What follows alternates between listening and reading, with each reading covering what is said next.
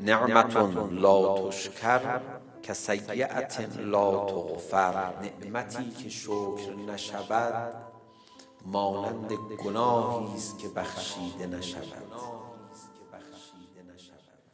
شکر زیاد بکن. شکر کاری داره. قسمت‌های خوب زندگی تو نگاه کن، بگو الحمدلله.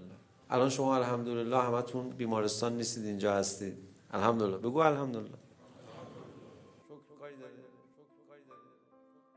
دعای عرفه امام حسین علیه السلام قومقاس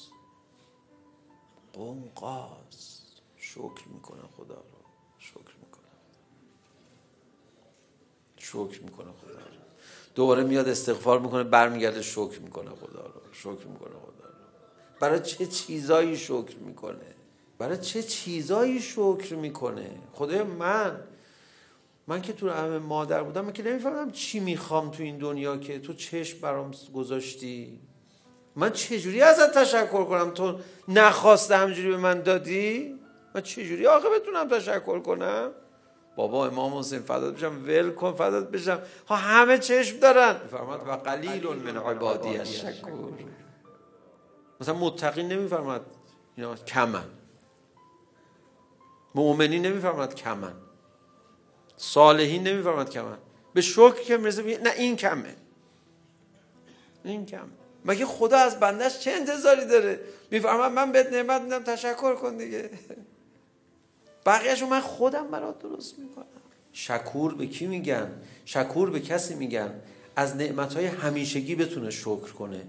امروز صبح دیدید خورشید طلوع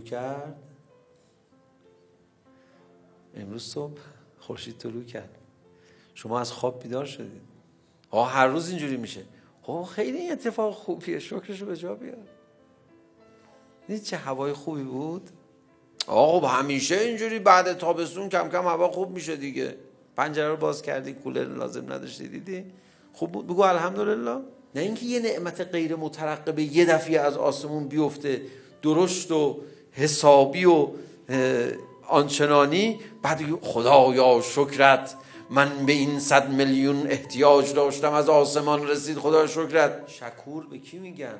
شکور به کسی میگن از نعمتهای همیشگی بتونه شکر کنه.